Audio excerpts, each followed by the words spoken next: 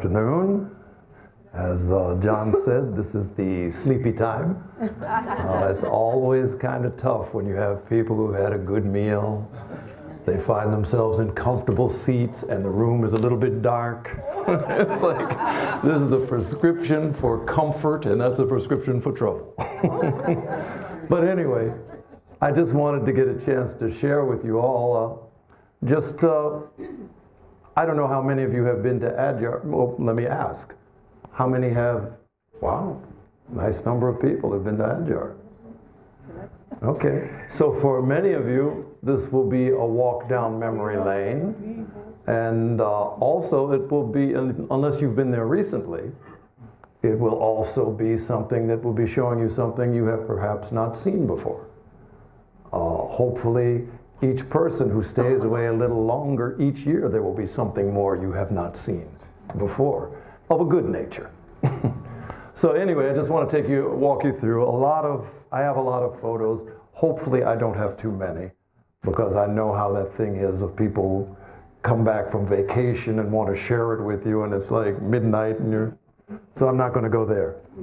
But just a few things about Adyar. These are just kind of introductory little photos.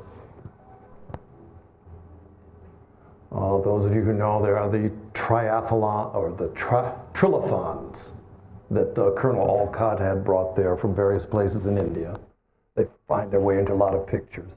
So just so you know where Adyar is, it's in the city of Chennai, southern portion of India.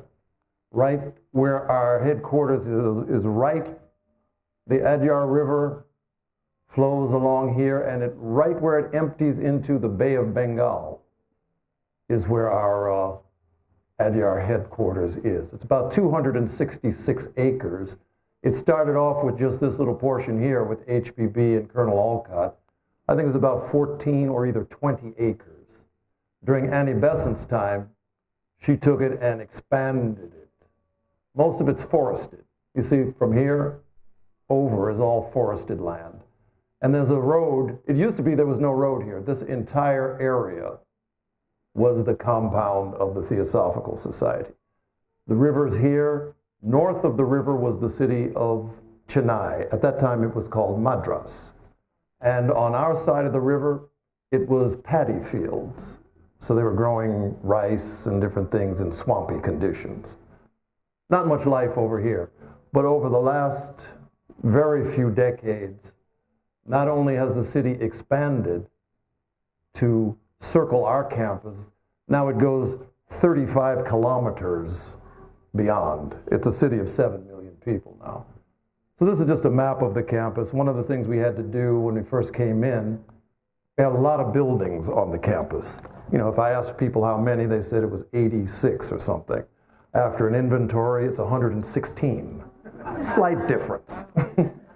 But anyway, of those buildings, a lot of them were things that were built by people who came to live there at Adyar and to help with the work, and who needed a shed or who needed what they call a go-down, which for us would be like a little warehouse. So they built all these different structures.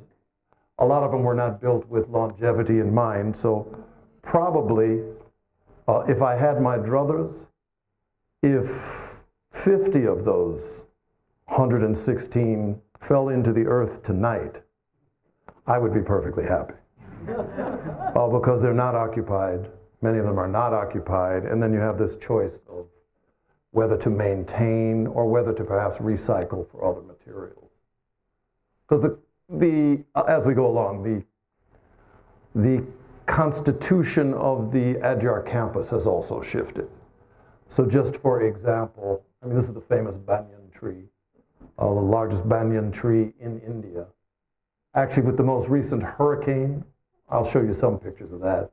Hurricane Varda, this central older part got stripped away, but the tree is, I mean, basically the tree grows down from above. That's the whole thing with banyan trees. So it has spread over acres and acres of land, but the central part that it all came from now is no longer there. This is the headquarters building. This is another view of the same building. You used to see this on practically every magazine from the international headquarters. Beautiful building, one of the ones we're going to focus on renovating. It's all about 100 plus years old. Actually, that one's more than that, because when HPB and them got there in 1882, this building, a good deal of it was there. It's been added on to since. So, just to give you an idea of some of the history, of course, HPB lived there for a period, about 3 years. Annie Besant was there for the latter part of her life. Alcott, of course, until 1907 when he died. Number of beautiful buildings. This is a picture of Leadbeater Chambers, one angle of that. I'll be showing you more. Actually, this is a building that was built in Annie Besant's time, and she was a visionary. This building actually was so far cutting edge at its time. It was the first reinforced concrete building built on the Indian subcontinent. There are a number of temples.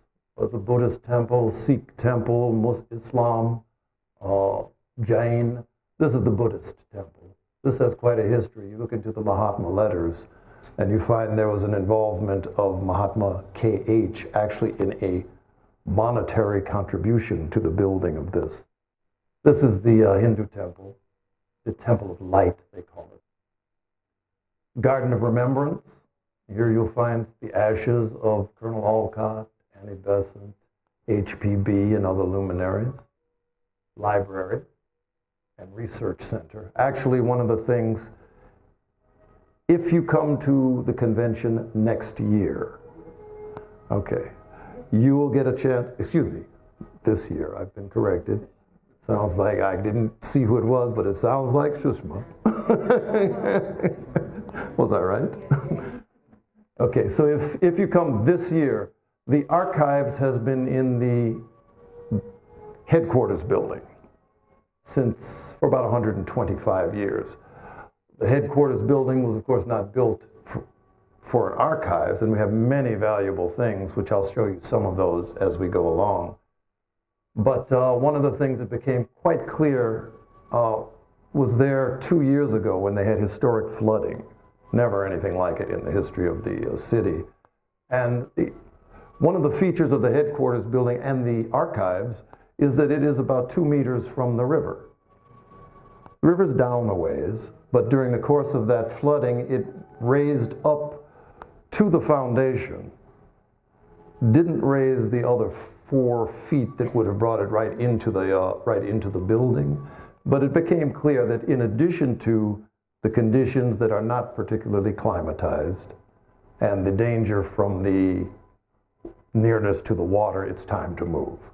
So we have been talking it around, and we have, at this point, we have received sufficient contributions to actually build the structure.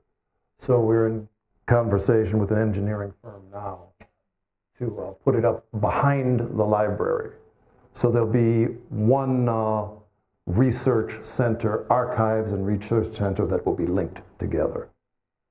Most of you may be familiar of our annual convention. It's the biggest thing we do each year. It's about 1,000 members from around the world, mostly from India though, but members come from around the world for that.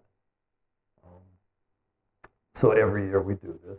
It's quite a logistical feat to be able to house 1,000 people on our campus.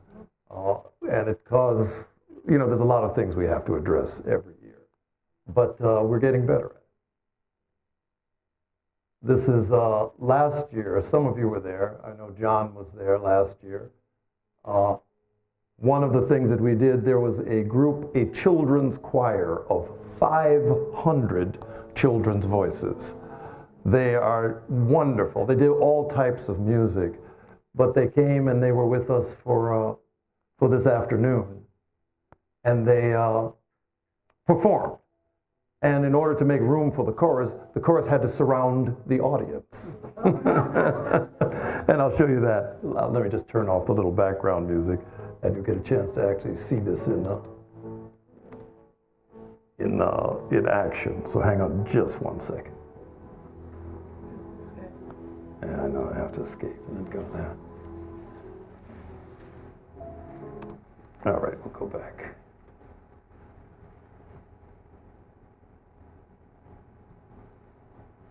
Yeah, okay.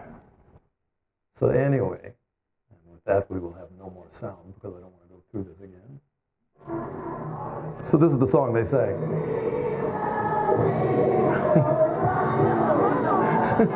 At the end. This fellow is their conductor. He has done a lot of work with this gentleman, A.R. Rahman. Many of you know him from Slumdog Millionaire music.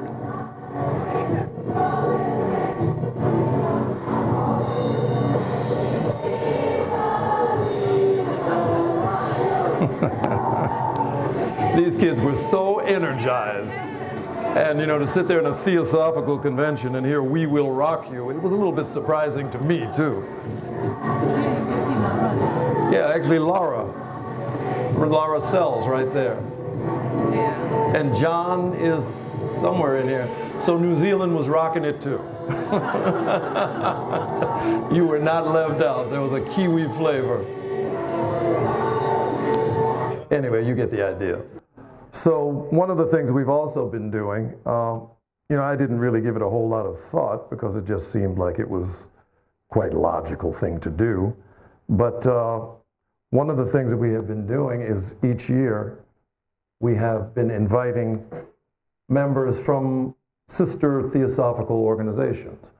Many of you who know about the history of the Theosophical Society know that the Theosophical Society, Adyar, had many splits that came from that, largely around the time of Annie Besant and Krishnamurti for a variety of different reasons. But they, one of the branches that was split was the ULT, the United Lodge of Theosophists. Then there was the Pasadena group, which actually had its beginnings with William Quan Judge. So, you know, they have some very prominent, very active Theosophists. But what do you know about them? So one of the things that have been doing since the time came into the presidency was to invite them to our conventions to share. They're much smaller groups. But I remember, this is Gene Jennings, who is he's with the ULT. They do not have presidents and heads. This is Herman Vermeulen with the Pasadena group, which happens to be Pasadena in The Hague, of the Netherlands, and his wife Yoka. But had them speak to the convention. They loved it. They had a chance to actually come to Adyar, which is part of their history as well. And Herman, when he was speaking, made the point that this was the first time that a leader of a different Theosophical group was speaking at our convention. And that was the first time that I even thought about that. I mean, it's why? But, you know, part of the problem has been these splits have been severe. You know, Rudolf Steiner, William Quan Judge, you know, William Crosby, on down the list. The splits have been severe, and the splits have been for reasons, and the disharmony and the acrimony have continued over generations. But in speaking with the people, you know, my point is this. Nobody who had any firsthand experience with those things is alive now. So if you're going to have a problem, it's because you choose to have a problem. I don't have a problem. If you'd like to come and speak, you'll be welcomed. So we've been doing that every year. What ends up happening is they join the Theosophical Society. They don't leave theirs behind, but they also join. So anyway, maybe there's something to it. This is in the basement of our library. These are Colonel Olcott in his lifetime accumulated scriptures and text from all over southern India. These are all written on palm leaves. And the palm leaves are about, you know, 3 inches wide and maybe 12 to 18 inches long. Some of them are as old as 700 years old. We have 45,000 manuscripts. So one of the things that we have been doing, it's a huge source of research for anyone who's doing research on Tamil Nadu or anything like that area. But we've preserved them, but as with anything, time takes its toll. And so one of the things we have really begun to do quite in earnest has been to digitize. We're in the process of photographing all of these things. HPB scrapbooks, She was very much into scrapbooking. So she had they're fascinating. Each one of these is a year. So this one here is like 1878 to 79. This one still is 1878. There are about 34 of these volumes of her scrapbooks. And she would do things like cut out newspaper articles that had to do with different things. Sometimes she'd cut out cartoons that appeared in the newspaper, and she would draw her own additions to the cartoons. Just fascinating things. But it also is something that tracks the history of her mind and her exposure year by year, day by day. It's been sitting in our archives, subject to the weather conditions that have been causing it to decline. So a year and a half ago, we really started in earnest to digitize these. Just within the last several months, we've finished that process. And so you have researchers who have wanted to have access to it from around the world. The only way it could happen would be by landing in Chennai, coming to our archives, which I have to tell you, until very recently, the approach to our archives was defensive. That basically we keep it, but it's here to be protected from the outside world, except those who might be favorable toward our point of view. Now what you have is you have an onslaught.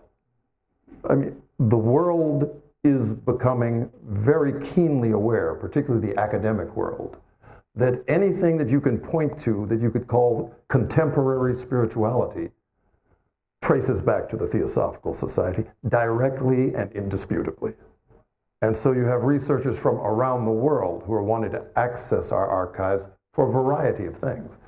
Previously, that was an impossibility. We've changed that. So that's something that's ongoing now. So this is part of this is with the manuscripts. You see some of maybe these palm leaves here, photographing them. And these are some researchers who were there from Russia. They were researching they were actually bringing up to date some of the indexes for the HPB's notebooks. This is a combination of people from Japan and Czechoslovakia. This is the lady who handles the archives. Of course, as president, I'm head of the archives, Jayashree Kannan. Some of the things that we do, this is actually the Anthroposophical Society and their education group. They have the Waldorf schools, and they do a lot of things with like handicapped children. So these are some of the performances by kids, handicapped children, that we have allowed them. They asked if it would be possible for them to have their All India meeting on our campus. And, you know, when they asked about it, to me, it's a little bit of a no-brainer. Why not? You know, in a sense, there's some sort of roots that are shared there. It was a decision that was met by some with, you know, what are you doing? These people aren't Theosophists. But you know, they came, quite honestly, they treated our campus better than we treated. They beautified every space that they occupied. And again, out of that, probably with this one meeting, there are 10, 12 different people who joined the Theosophical Society. They hadn't been exposed to it before. And at the same time, they asked, you know, they openly asked themselves, you know, they told me, after you said yes, I had to ask myself if, this is the head of the organization, that if the Theosophical Society had asked us to use our campus, what would have been our answer? And the answer would have been no. So there you have it, as Dorothy would say, worldview.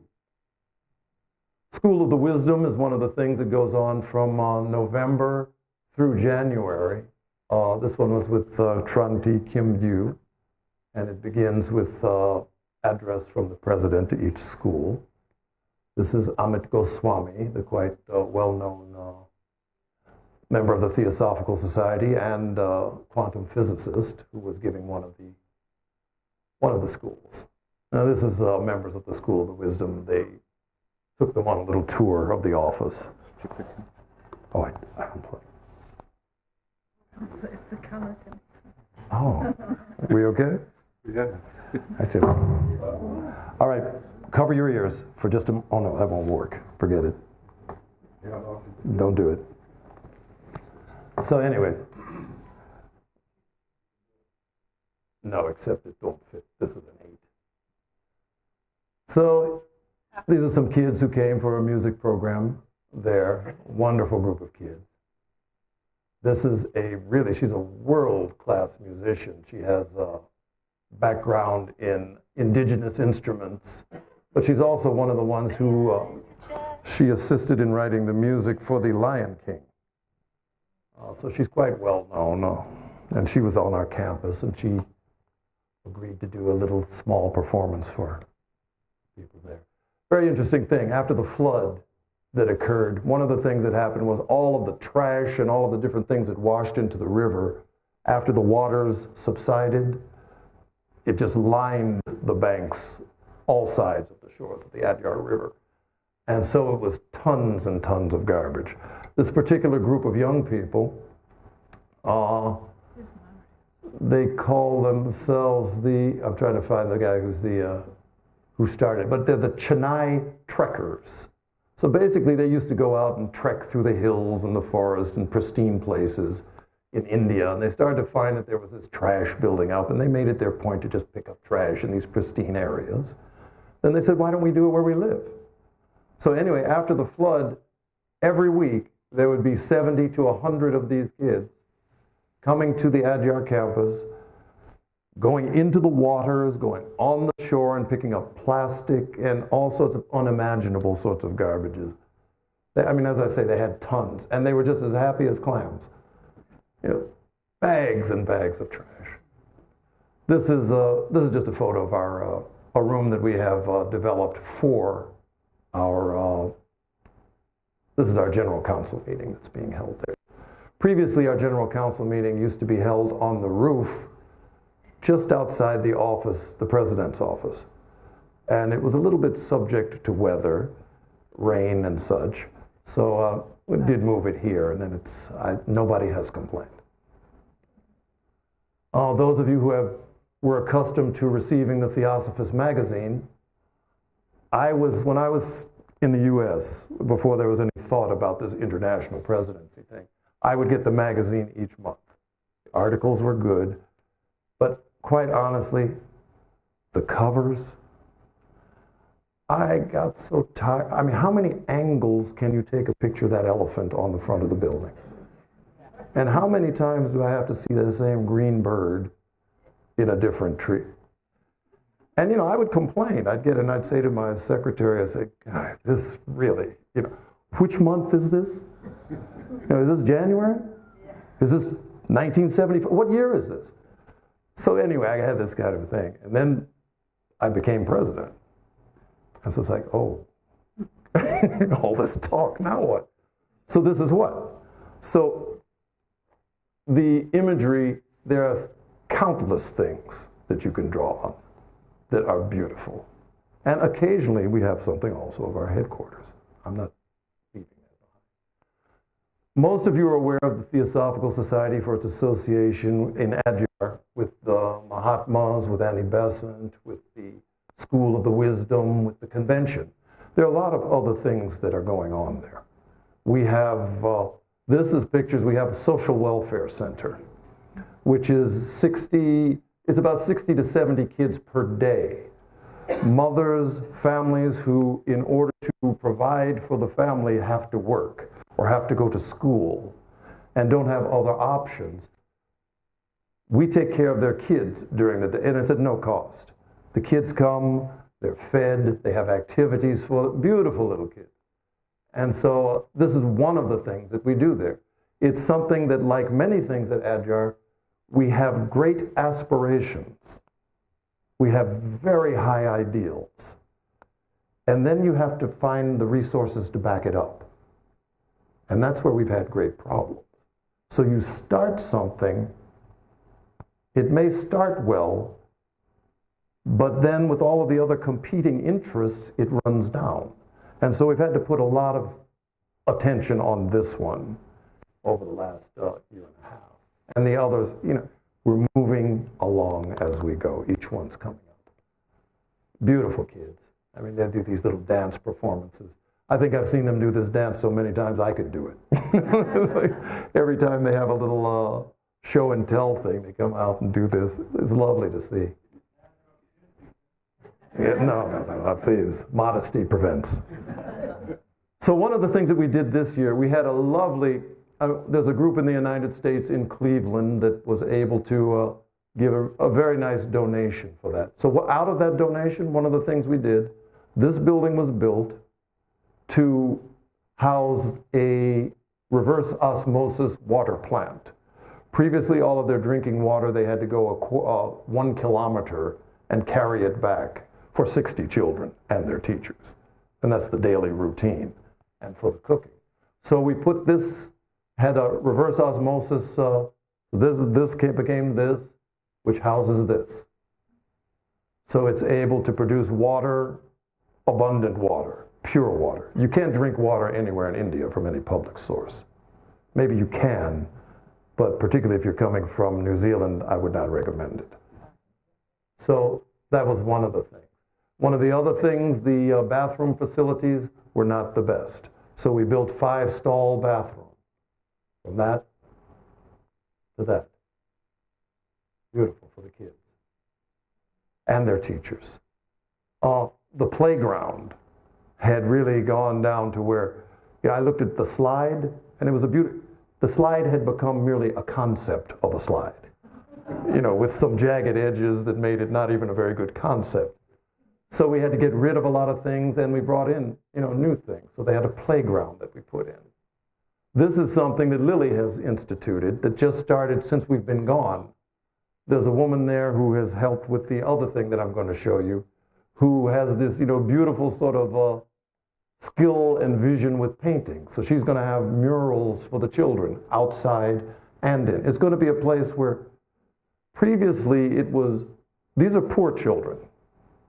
Quite honestly, the families that they come from, as with our Adyar school, come from poor families. Generally, it's the fisherman's family in that area, which is a very low sort of economic status.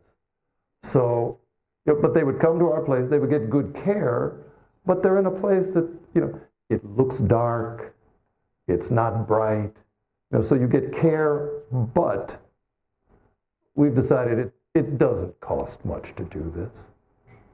And it really didn't cost a lot for all of these other improvements. During the flooding time, which monsoon goes from October right up to the beginning of December, this whole ground would be flooded. This is the pathway from their school buildings to those bathrooms. And it was dirt. So the kids and the teachers would have to be slogging through that. So we put in concrete pathways. This is another thing that we do at the campus there. Vocational training center. So in this case, you have women who are trained in tailoring, and they're able to create an income for their families. So a lot of them do it out of their home. A lot of them actually go and do it professionally. And they get the training here.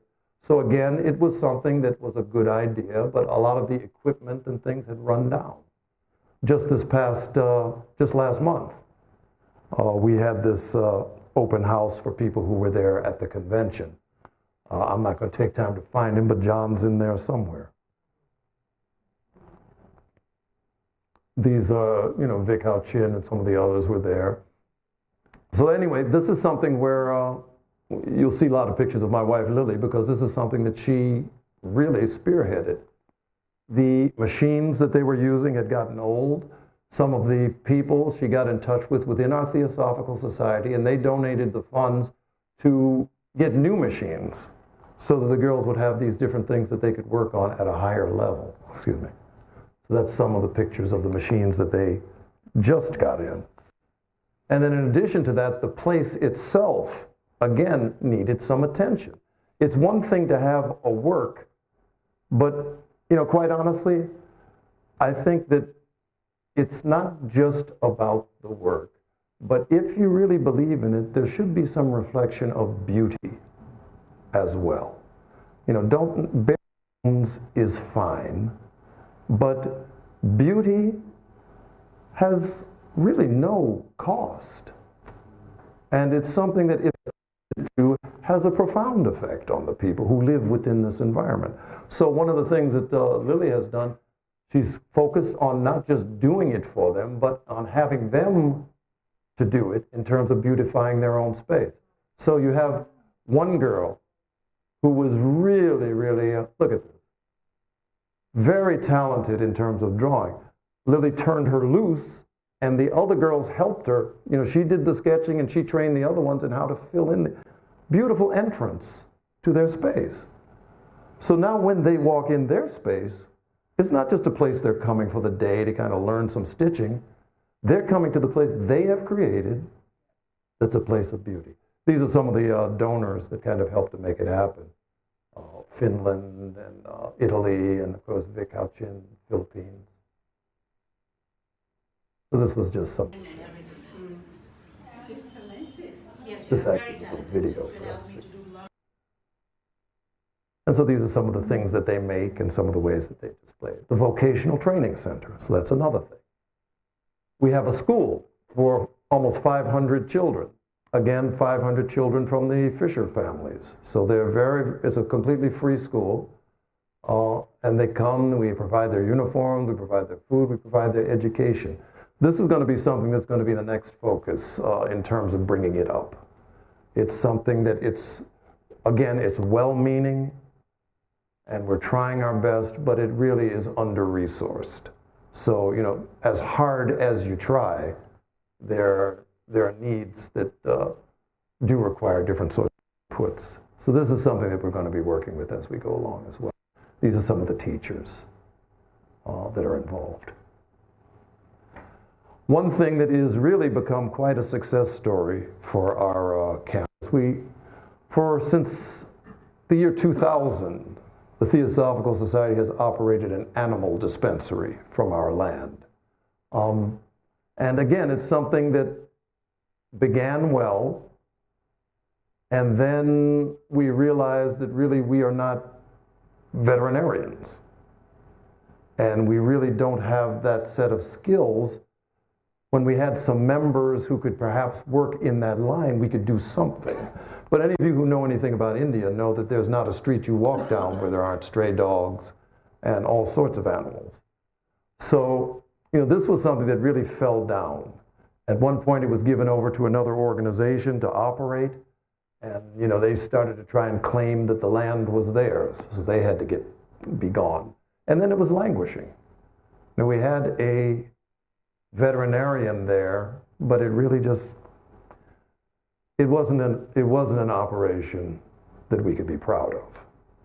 Last year, got in touch with a young man, this fellow here, Shravan Krishna, 26 years old, and he's a man who is deeply involved in not only animal rights, but in animal rescue, animal care.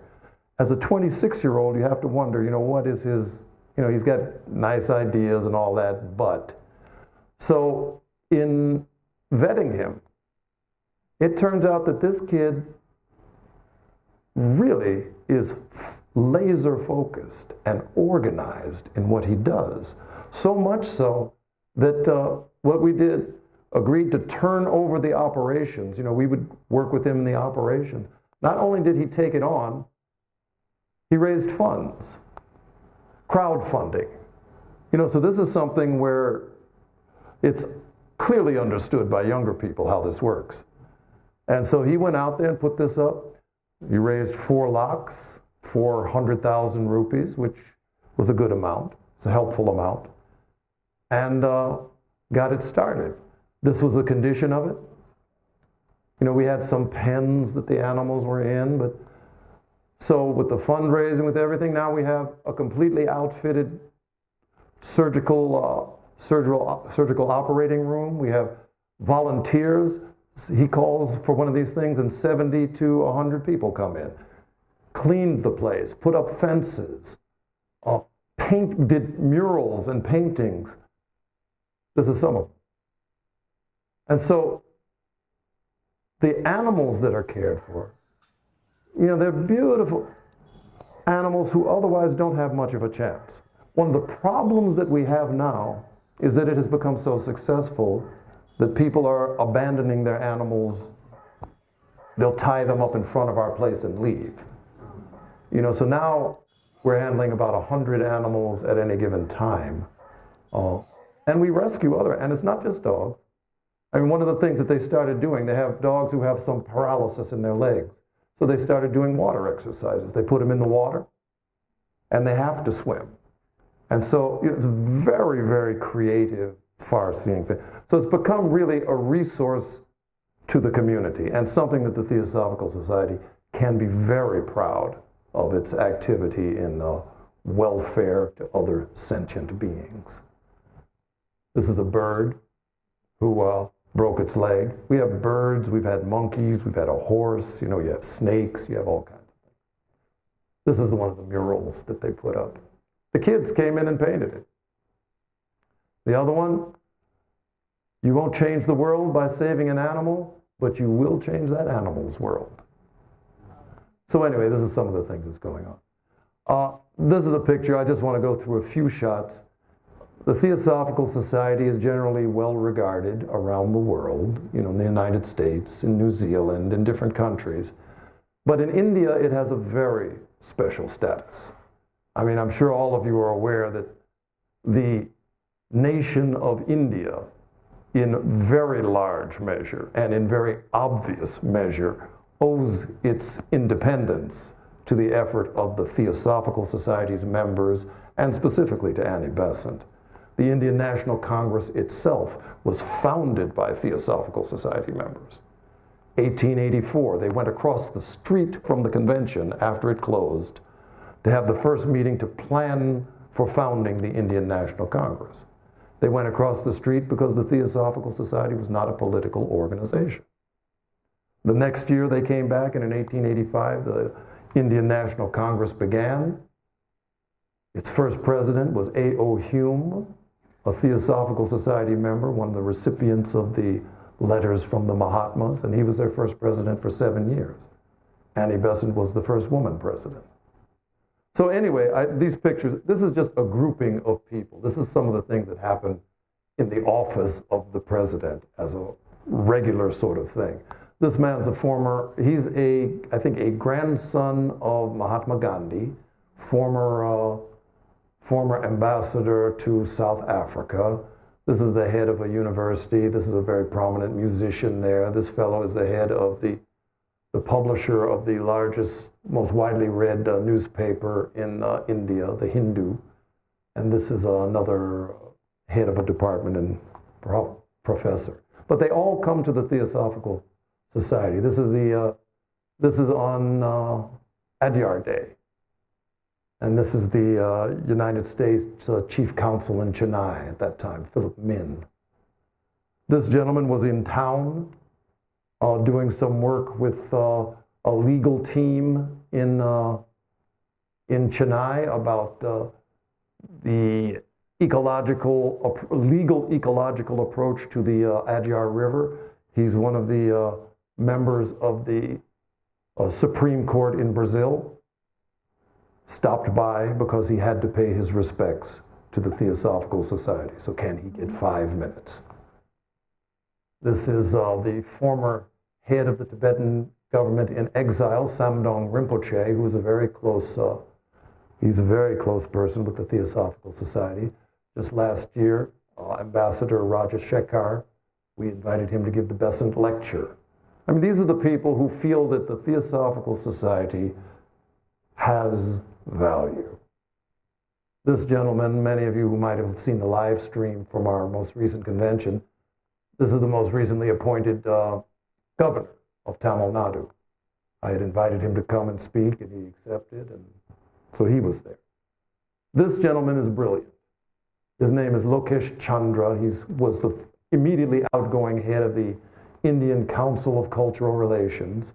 He's written over 400 books, longhand. And he's a person who was appointed by Modi to be in that position. And it has a historical awareness and a research and an understanding of India and its roots unlike anybody in the country. we invited him to come and to speak at our convention this year, Lokesh Chandra. This is the Counsel from Finland with our Finnish International Secretary, Maria Artama. This lady is a brilliant scientist who spoke at our convention last year, Sangeeta Menon. She spoke about scientific the brain and consciousness research. Not just the brain research, consciousness research. That is something of a field in the scientific community. I was unaware. This particular lady here, she came by for a meeting. They wanted to celebrate the 100th anniversary of the founding of the Women's India Association, which was founded by Annie Besant and a couple of others. And while she was there, she was saying, we said, oh, of course, we'll do that. And while she was there, she was saying, well, you know, I would be very nice. I think it would be good if we could have the President of India to come. And, you know, I hear a lot of things during the course of any given day. I say, oh, yeah, sure. Let's have the President of India come. Well, it turns out that she is the daughter of a previous president. And when she says that, all she has to do is scroll through her address book on her phone and make a call. So what happened? President of India came to our Theosophical Society to celebrate and found himself bowing, doing pranam to none other than Annie Besant. And in the world of academia, probably many of you are aware of the Thought Forms book. That, you know, this is something that has, in the world of academia related to art, there is no one who is unaware of the influence of that book and these images on the modern art movement. It was something that was huge. Kandinsky himself wrote in his book, Spiritual in Art, about the influence. These were produced by Leadbeater and Annie Besant. It was something where there was a big exhibition going up in Istanbul, Turkey. And the lady who was the curator, who is now head of a huge museum in Turin, Italy, wanted these images to display, and I looked for them. You know, presumably it would be something that would be in your archives. Oh, it wasn't. And then thought maybe it's in the archives someplace else, and then looked in London, and then looked in the US, and couldn't find them anywhere. I was in Varanasi at the national headquarters for the Indian section doing a study camp weekend. And there was a woman sitting in the audience, and she was saying, you know, Jimmy, have you ever seen the Thought Forms pictures that, I said, I've been looking for them everywhere. No, they can't be found. She said, well, they're in the library here. And they're hanging up there, and she says, I'm concerned because they're really kind of going downhill. They're not being cared for. I said, no, you must be mistaken. She said, no, they're there. So I mentioned it to the president of the section. Immediately he went over there and took them all down off the wall and brought them to me. And sure enough, these were this is after they had been taken out of the frames. Many of them had been started to be eaten by bugs. But these beautiful images. And so at this point, what we have is there are museums in Amsterdam, England, the United States, Australia, all of them wanting to be the ones, and Italy, to be able to present these things to the world for the first time. We're doing a lot of background research on them now just to be sure of what it is that's going out there. But, you know, at first I was of a mind of, yes, let's go, you know, Theosophy will be recognized, but we've held back. And, you know, now it's something like a museum war for who will be the one. So anyway, but this is something, again, you know, this little Theosophical Society has had a huge impact and is still having it.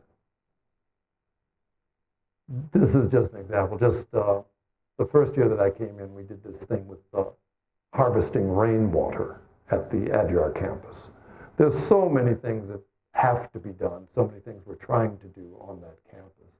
This was one where we took the major buildings where there was rainwater runoff that would just go into the polluted Adyar River. And now we've been able to reharvest it so it recharges the wells that are in the ground. Adyar is completely self-sufficient in terms of water. We have about 40 wells that we draw from. We don't draw on the city system at all. So this is something that we started that year. We did it in conjunction with a company, a paint company. In India, they have this beautiful law. They call it corporate social responsibility. So that any corporation that operates, you're mandated to take 2% of your profits and put it into some socially responsible thing for India. We had the idea and they chose to help out with this.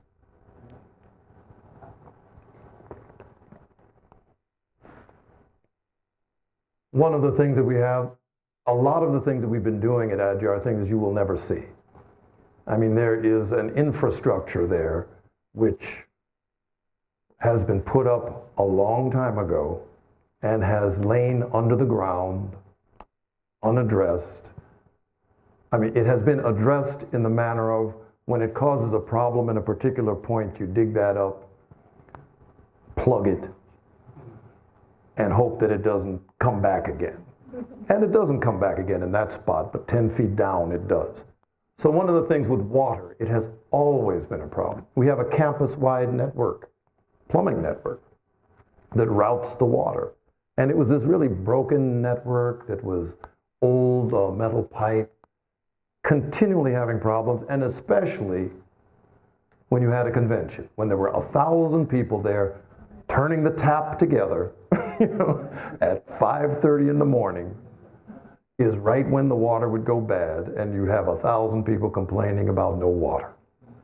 So one of the things we started immediately was, first of all, to map this underground water system, and then to replace it.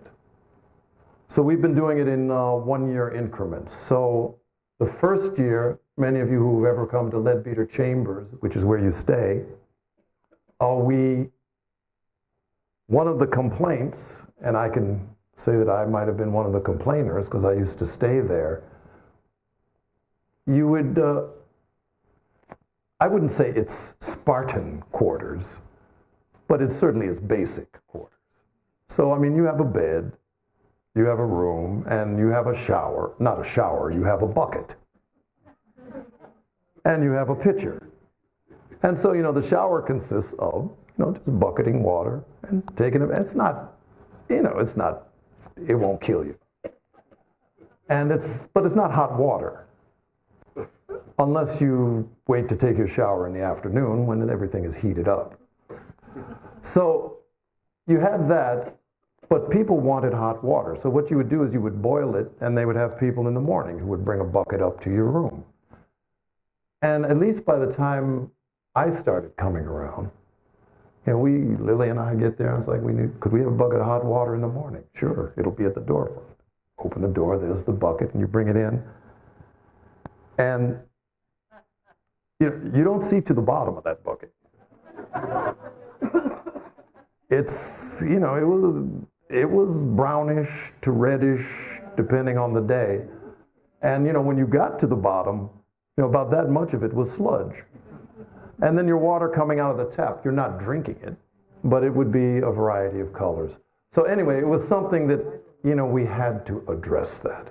In order to address that, this is a must. This year, there will not be any of this discolored water coming into the Leadbeater Chambers. We start there. What does it take? And so we analyzed what it took. And really what it took was a complete redoing of a 1/4 mile of pipe and the plumbing and pumping system that brought it up from the ground. But that's what we did. And so that year was the first year in many, and I don't know how long, that people had clear water to shower with. We still tell you don't drink it. But we did 1/3 of the campus that year. This year we have done 1/3 of the campus. This next year we will complete the cycle, and it'll all be connected together, and we will have the entire campus completely replumbed. And then we'll start with the individual buildings. But these are the sorts of things that are going on, and you don't see that. But that's something that we're up to. We're still trying to solve the internet thing. I mean, this is something where we have a point-to-point. It's difficult to get there are optic fibers now right outside our campus. But to get them in has been such a hassle. We haven't gotten it yet. I'm hopeful by the time we have our next event. So anyway, I just want to show you a couple of pictures of what happens with our weather. This was a lead up to the flooding that took place. You have the monsoon season, and for most people who haven't experienced the monsoon, it doesn't mean that it's raining all the time, but you have some severe downpours that bring down trees, that in Chennai, if you get a half an inch of rain, streets flood, because it's just not, the infrastructure isn't there. But if you get a lot of rain, and this time we got a lot of rain. This is when the flooding was. We had one night where from nightfall until the night of the next day, we got 21 inches, and the city was locked. Our campus did very well, by the way.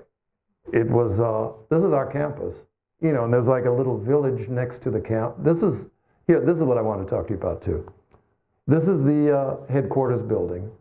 Right where that red brick ends is where the archives begins. The water normally is, 2 meters further out and a full meter lower. It came up right to the edge. It made it right up to that first brick, and I was concerned. Now here you're the president of the Theosophical Society for a year, and you lose the archives. How will we remember him? So anyway, that was when it became very clear. Plus, the archives is not in the condition you would like. And so this was one of the outcomes of that flooding. This is dinner without any electricity. The city had no electricity for 3 days. You couldn't get in, you couldn't get out. But it was very homey. This was what I told you about the banyan tree. This is just last year. This is that, you saw that big section of it. That's where this most recent hurricane, cyclone, took it down. All right, so here's some of the reconstruction work that we're doing. This is Livanski Bungalow, which is where the School of the Wisdom is held. Beautiful old building, came to the Theosophical Society in 1908. Blavatsky never lived there. I mean, it was given in her honor. Beautiful building. But again, it's one that had degraded. All of the problems that we have with our buildings there are basically related to water. The construction of these old buildings, and this one's probably about 120 to 140 years old, was absolutely brilliant. They used technologies that became lost. Basically, these buildings, they were made to breathe. It's in a humid area, it's near the water. So what it was the construction material. I mean, you see these windows here? All of these places had it so that the heat would rise and it would exit, and you would have this circulation that took place. And there was also a circulation of water. Water, this place sits all around water, and the building was made out of lime mortar, not concrete, lime. And the quality of lime is that it continually wicks water. The water that comes into it, it wicks it up and breathes it out. So it's continually also cooling everyone that stays inside. Brilliant technology. What happened was this. In the 1950s, they developed, latex and wonderful, high-tech paints. And so we started using that instead of lime wash. Because you don't have to do it every 2 years. So you put the paints on. What happened? The water got locked inside. When it would try to push out, it would push out the paint, and it would push out the lime mortar. So we need to patch it. So what do we patch it with? This miracle stuff, concrete. You put the concrete in, it no longer breathes. So the water gets trapped even further. All of these buildings degraded from improper maintenance. They're ignorant. I mean, we didn't know. We were just going with the current of the times. But when you get to the point where, what was my inheritance was this, where these, well, I didn't include pictures of it, but many of these beams had become so degraded that it was starting to become a little irresponsible to allow people to use the building. Beautiful building still. So we determined, many of you have probably heard, because New Zealand has been most helpful in terms of some of this taking the lead in some of these projects with Adyar. I have to say, when I first got there, needed to, you get things, and sometimes things kind of settle into a certain pattern where the most difficult thing to do is to get it to move at all, to get it to budge. And so that was something that, sometimes a small thing can just get the idea of the possibility of movement instilled. So one of the things that we did at the Leadbeater Chambers, one of the continual complaints, and anybody who stayed there knows it's not just a complaint, it's a reality. When you slept there, you had a nice little cot, little wooden cot, and you had a little mattress. I see Simon smiling in the back. And the mattress was about this thick, cotton, so that by the time you get to it, it had been compressed by many who came before you.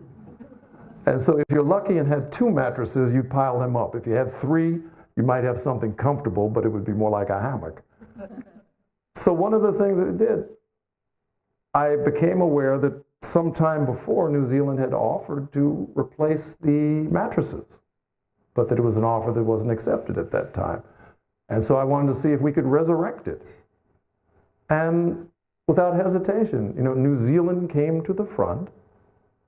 And as of this day, many people, they may not know that the reason they are saying glory to God is because of New Zealand.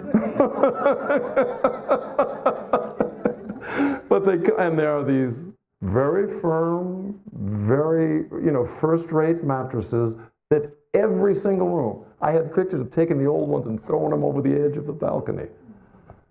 But New Zealand started that. But around the world now, our sections and our members have contributed to this whole idea that this place has to rise.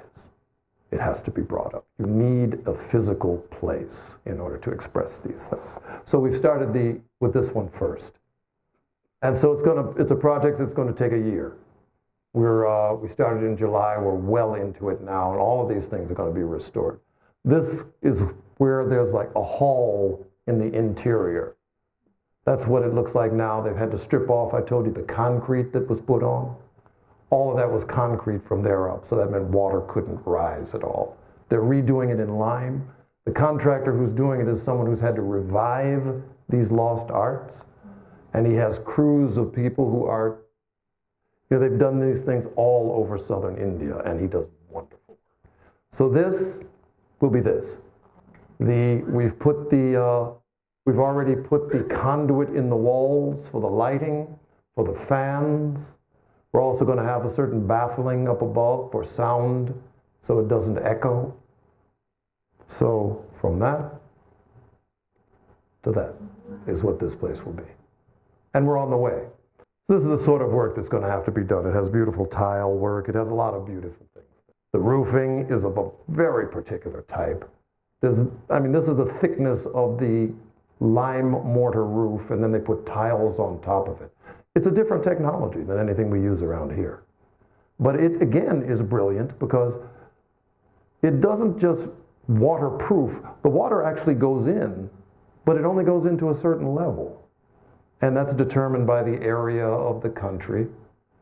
And then, as it evaporates, it furthers the wicking process that goes on. So everything is about breathing. But it's brilliant concept. And these are, he's had to redo, this is how they make the lime mortar. Yeah, these are the bullocks. And they have it in there, and they churn it, and then they apply it. And they have carpenters doing things I've never seen. These cuts, They will put these will be a beam that might span, 18, 20 feet. They do these cuts, and it's one piece of wood, not a seam in it. I've seen them do it. It's remarkable. So a lot of different things that they're doing with that. This is just a little, just to show some of the things that are going on. This isn't just Adyar. This initiated at Adyar. One of the things that we have that is clear, this is a global society, Theosophical society. I have had to tell people from the time that I became president, actually prior to that time, that the presidency is not the president of Adyar. That's a major portion of it. But it is the president of an international body. As it is right now, Adyar is going to necessarily be a major focus just because of the condition. But this is something where members of our General Council and others, the idea has been that there needs to be the involvement of the best minds, the most active people in helping to chart the direction for this Theosophical movement. And so we've gotten together we started at Adyar. It used to be that the General Council meeting, all of the heads of sections for the Theosophical Society would come at the time of the convention, actually would come, the meeting was held on Christmas Day for 125 years. And I remember asking about changing that. And, one of the responses was, well, I don't think we can do that. Well, why? Well, because, there's a tradition. Tradition is a funny thing. Sometimes tradition is something, and you have to be very careful, because sometimes there is a strong validity, and this kind of repetition over a period of time strengthens things, empowers it. In other places, what you find is that what many people call tradition is just a mistake that has been repeated over time. And to distinguish between the two, sometimes you have to give it a little time. But with this Christmas thing, it's like, come on. Well, in the Western world, that's the one occasion when families are guaranteed to get together. And everybody's having to pack up on Christmas Eve to fly for a meeting that could be put off to another time. And so then finally it came down, I said, well, what's the reason? And finally it came down to, well, nobody could think of a reason. But because it's on that day, there certainly must be some occult reason that it was set at that time.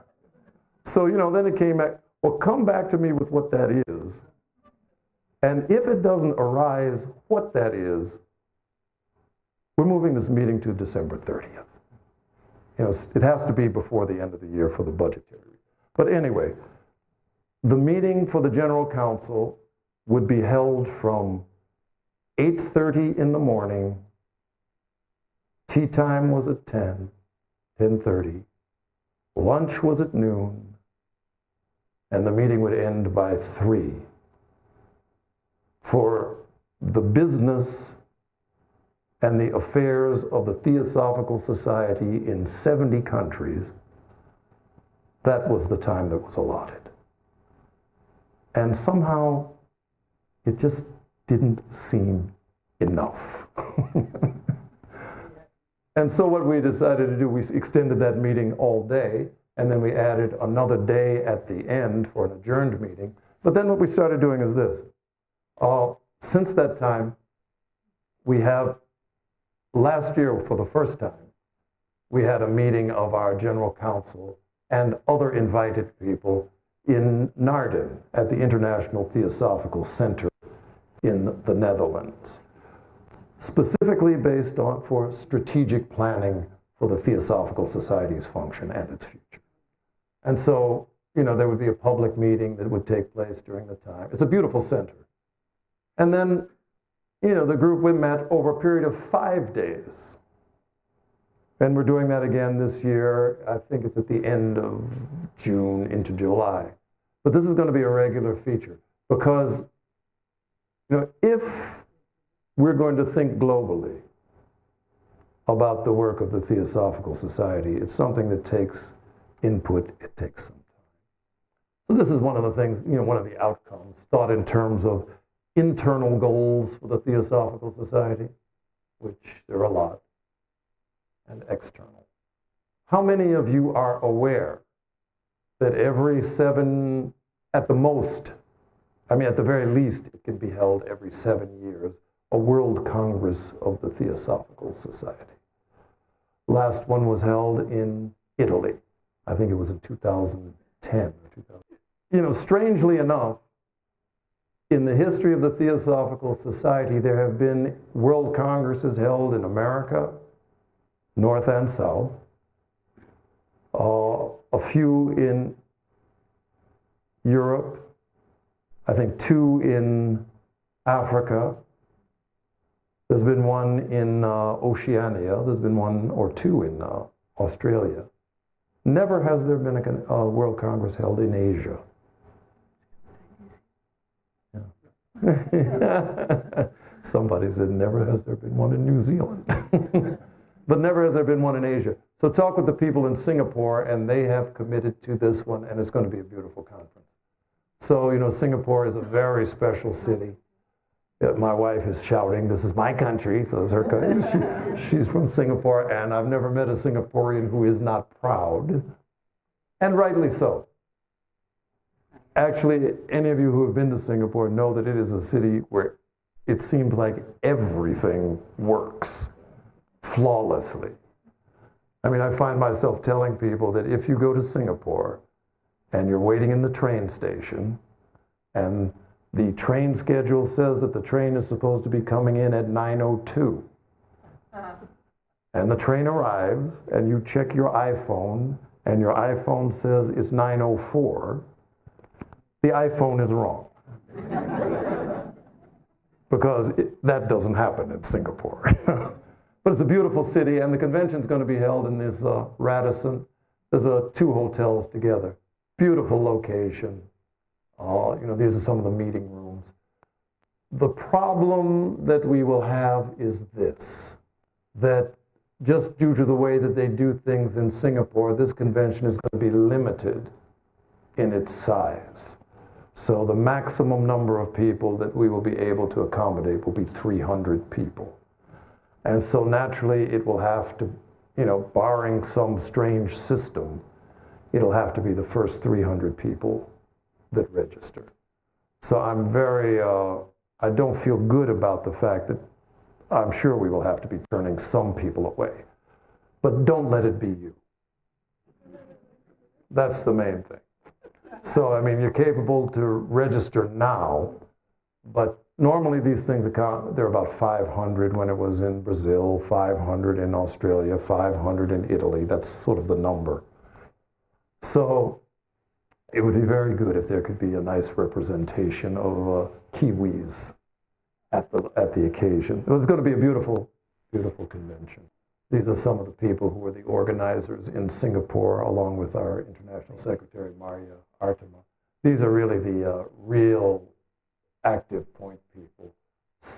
Chong Sani and his wife, Lily Chong. Very active group.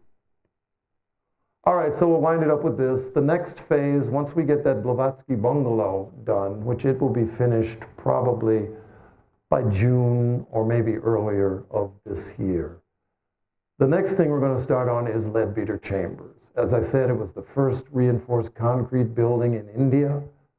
And because of that, it has problems with the metal, a lot of different problems. It is something that's going to take a major overhaul. Part of what we're going to do is, those of you who have stayed there know that there are large rooms that go from side to side. This is the front that you were just looking at, and then over here is the back. And this is one room that spans this. There's one bathroom with 2 to 3 beds on this side, 2 to 3 beds on that side. And, it's okay, but at a certain point, times change and people's desires and needs change as well.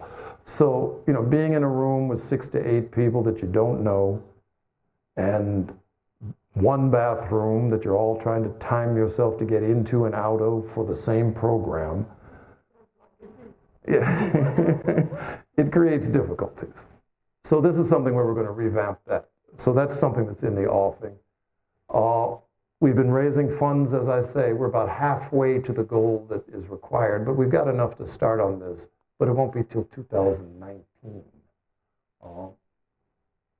So what we've done, we did a mock-up room for this room does not normally look like this. But we went in, and what we did was we took one room right before the convention started and transformed it into what we wanted to make the rest of it look like, so that people could not just hear me talk about it and try to visualize, but so that you could walk into it, see what it will look like. Plus, we got some flack. Quite honestly, 2 years ago, we started this awareness with members of the society that they could contribute to bringing this campus back up. And the response has been wonderful. But, in certain quarters, no good deed goes unpunished. So it's something where there was a lot of complaints that, what is this? Adyar is an ashram. And you're going to make it into a 5-star hotel. So you need to also portray, this isn't 5-star. This is wooden cots, New Zealand mattresses. That's probably the very most comfortable, that's the most 5-star part of it. We're changing the lighting. We're uncluttering the room. It's going to be a very nice room. But 5-star, no. We're trying to make it comfortable. This will be the new bathroom.